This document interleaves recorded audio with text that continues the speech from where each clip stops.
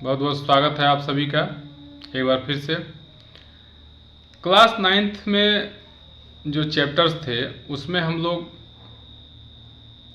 Solution क्या है, solution की क्या क्या प्रॉपर्टीज हैं, ये सब देख चुके हैं। ठीक, एलॉय क्या है, एलॉय के क्या क्या बेनिफिट है, ये सब हम पढ़ चुके हैं। आज हमको स्टार्ट करना है कंसंट्रेशन ऑफ सॉल्यूशन। ठीक है, विलयन की सांद्रता जिसको कह रहा है। तो सांद्रता का मतलब हम गाढ़ापन से ले सकते हैं। ठीक है, अगर दो सॉल्यूशन है उसमें इन दोनों सॉल्यूशन में अगर किसी एक सॉल्यूशन में सॉल्यूट की मात्रा ज़्यादा है तो उसको हम लोग कहेंगे कि वो ज़्यादा कंसंट्रेटेड है। ठीक है, या ज़्यादा सांद्र है। और अगर किसी सॉल्यूशन में सॉल्यूट का अमाउंट क्या है, कम है, तो उसको हम लोग कहेंगे कि वो डाइल्यूट है। ठीक है, यानी तनु है। हिंदी में उसको क्या कहते हैं, तनु कहते हैं और सांद्र कहते हैं। ठीक है, तनु मीन्स होता है डाइल्यूट और सांद्र मीन्स होता है कंसंट्रेट यानी गाढ़ा। चलिए अब आगे बढ़ते हैं।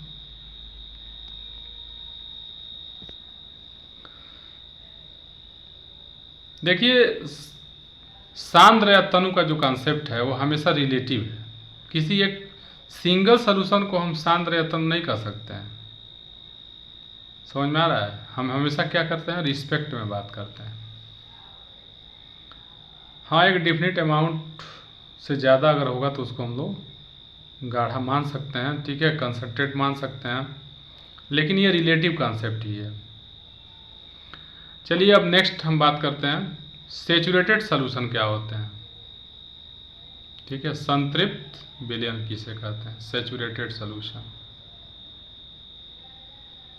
Saturated solution, what is saturated solution? The solution in which at a particular temperature no more solute can be dissolved। मतलब ये हुआ कि किसी निश्चित ताप पर अगर किसी विलयन में और अधिक सॉल्यूट की मात्रा को नहीं घोला जा सकता है तो उसको हम लोग कहेंगे saturated solution. Is it clear? ठीक है, स्पष्ट है कि नहीं है?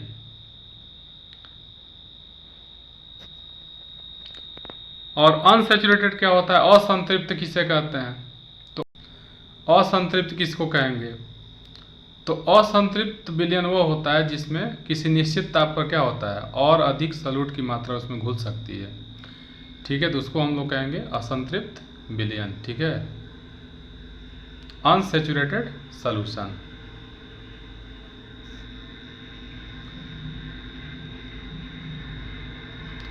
अब हम बात करते हैं कंसंट्रेशन को कैसे इंडिकेट करते हैं। ठीक है, कंसंट्रेशन को कैसे डिनोट करेंगे। देखिए, किसी भी सॉल्यूशन के कंसंट्रेशन को डिनोट करने के लिए बहुत सारे मेथड होते हैं। ठीक, लेकिन यहाँ पे 9th लेवल का जो आपका है उसमें क्या क्या है, सबसे पहला जो है वो द्रव्यमान, ठीक है, प्रतिशत है। ठीक, द्रव्यमान प्रतिशत की क्या होता है, तो द्रव्यमान प्रतिशत को हम कहते हैं मास परसेंट। ठीक, मास परसेंट। तो मास परसेंट इक्वल टू क्या होता है, mass of the solute upon mass of the solution into 100। ये एक तरह से क्या हो रहा है, परसेंटेज हो रहा है। एक तरह से हम परसेंटेज निकाल रहे हैं। ठीक है, मतलब किसी भी सॉल्यूशन के मास में कितना सॉल्यूट का मास डिजॉल्व है, तो ये हो गया उसका रेशियो, और इंटू 100 कर देंगे तो क्या हो जाएगा, परसेंटेज निकल जाएगा। तो इसको कहते हैं मास परसेंट। अगला हमारा क्या है, मास बाई वॉल्यूम परसेंट। ठीक, यानी द्रव्यमान बटा आयतन प्रतिशत। मतलब किसी भी विलयन के 1 लीटर में, ठीक है, किसी भी विलयन के 1 लीटर में, यानी आयतन क्या कर दिया जाए यहाँ पे, 20 = 1 लीटर मान लिया जाए। तो किसी विलयन के 1 लीटर में किसी विलय के द्रव्यमान, ठीक है, को ही क्या करता है, ये इंडिकेट करता है। और परसेंटेज में बदलने के लिए उसको इंटू 100 कर देंगे, तो इसको कहेंगे mass by volume percent. Clear है? अगर कोई दिक्कत होगा, क्लियर नहीं होगा, तो मैं व्हाट्सअप नंबर भी अपना शेयर कर दिया हूँ, ठीक है। कोई लड़का उस पर मैसेज कर सकता है या कमेंट सेक्शन में जा कर के कमेंट कर सकता है, ठीक है। एक बात जान लीजिए, जो कुछ भी मैं पढ़ा रहा हूँ, पहली बात तो ये ऑथेंटिक है, ठीक है, NCERT है, इसमें कहीं भी मिर्च मसाला नहीं है, एकदम प्योर कंटेंट पढ़ा रहा हूँ। लोग इधर उधर की बातें करते हैं, झूठ मूठ का टाइम वेस्ट करते हैं बच्चों का, ठीक, उनको फ्लैक्चुएट करते हैं। या आजकल तो मान लो यूट्यूब पे मैं भी देखता हूँ कि ऐसे ऐसे टीचर भी आ गए हैं जो पता नहीं वो बच्चों के साथ क्या करना चाहते हैं, हमको समझ नहीं आता है, ठीक है। मतलब जो एक टीचर की मर्यादा होनी चाहिए बच्चों के प्रति, वो तो बिल्कुल समाप्त हो गई है। ये होना चाहिए, और हम लोग ऐसा नहीं कर सकते हैं, हमको करना भी नहीं है। लाइक और सब्सक्राइब के चक्कर में ऐसा ज्ञान मत बच्चों को दीजिए जिससे उनका लाइफ बर्बाद हो जाए, ठीक है। अभी मैं एक महिला थी, त्रिपाठी जी, उनका देखा तो मैं तो हैरान रह गया कि पता नहीं क्या वो दे रही हैं बच्चों को। कुछ ऐसे भी टीचर हैं जिनको टीचिंग छोड़ देना चाहिए, ठीक है, ये सब नहीं देना चाहिए। बिल्कुल लग रहा है कि जैसे वो टीचिंग नहीं कर रही हैं, ठीक है, कुछ और भी दे रही हैं, ठीक, मैं बहुत कुछ नहीं कहूँगा। तो अगला हमारा है, ठीक है, नेक्स्ट हमारा है वॉल्यूम बाई,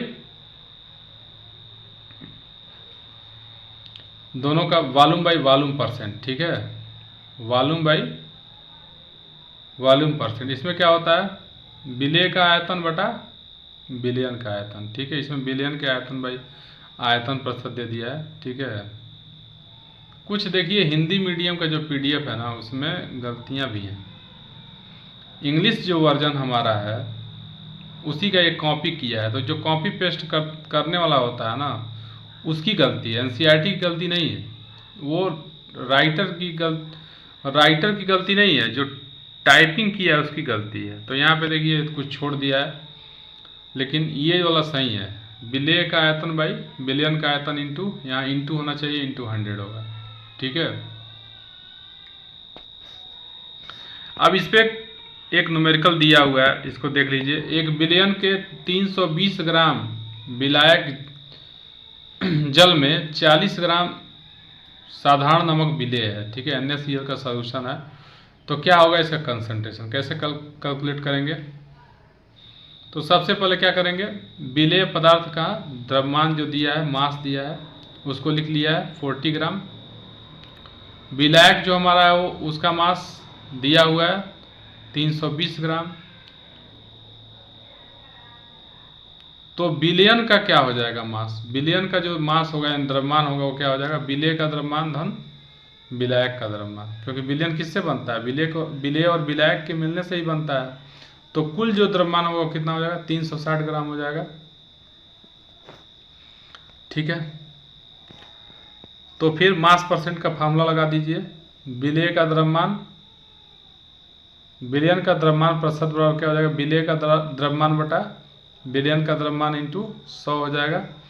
यानी यहाँ पे हुआ 40 बटा 360 इंटू 100, तो 40 बटा 360 गुणे 100, ठीक है। 40/360 इंटू 100, तो क्या करेंगे, मान लो 0 से 0 कैंसिल कर देंगे, या 4 9 जा 36, यानी 4 9 36 हो जाएगा।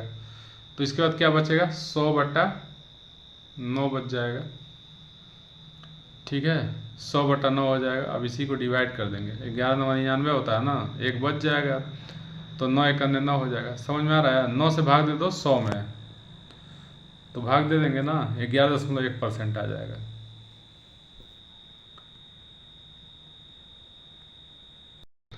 अगला जो हमारा है वो है निलंबन, क्या है, ठीक है, इसको कहते हैं सस्पेंशन, इंग्लिश में इसको कहते हैं सस्पेंशन। निलंबन क्या है, सस्पेंशन जो होता है वो एक विषमांगी मिश्रण होता है, ठीक है। It is a heterogeneous mixture, suspension is a heterogeneous mixture, ठीक है।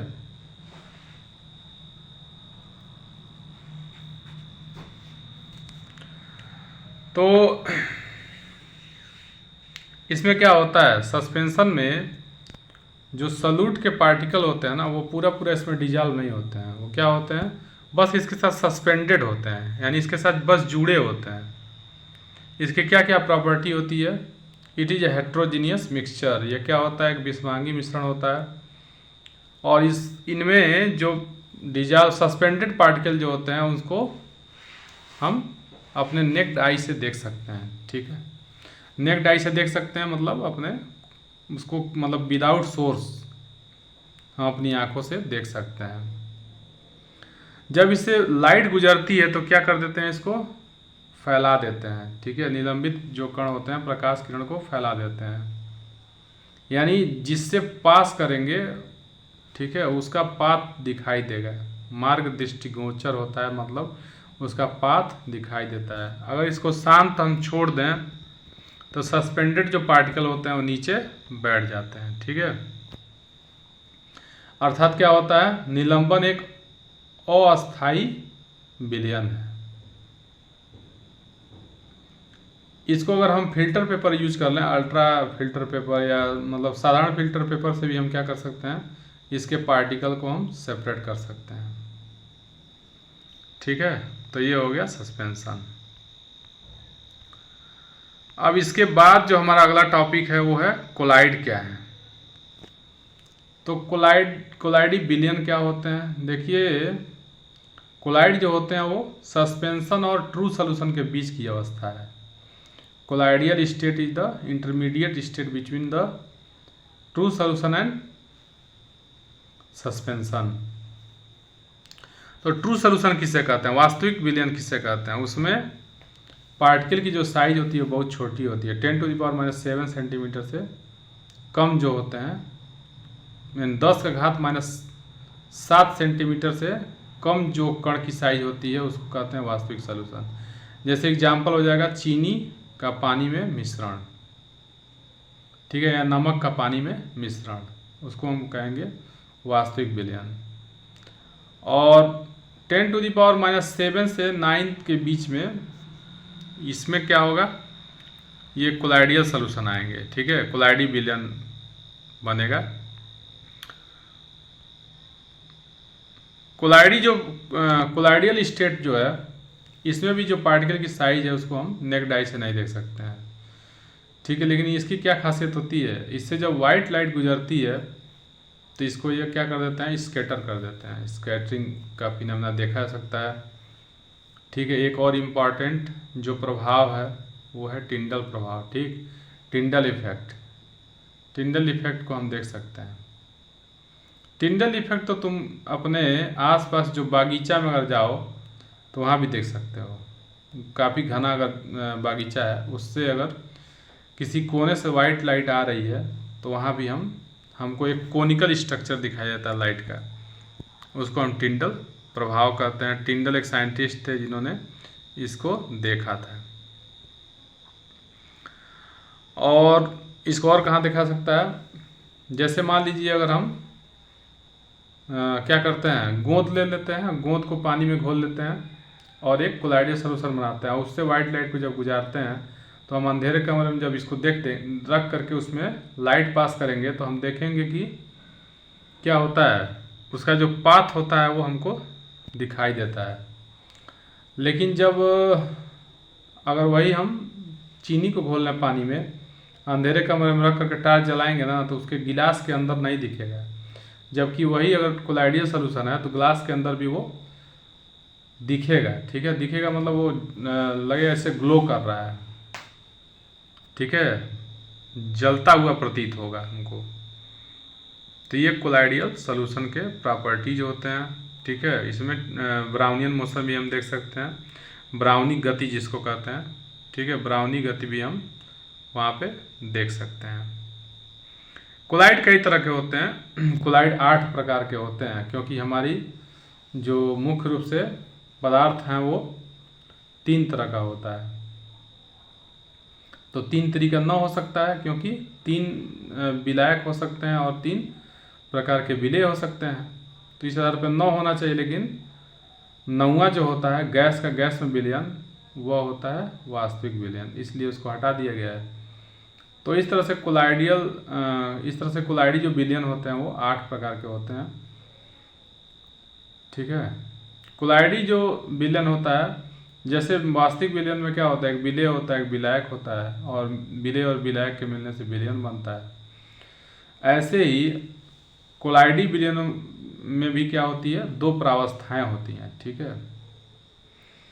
एक होता है परिक्षिप्त प्रावस्था और दूसरा होता है परिक्षेपण माध्यम।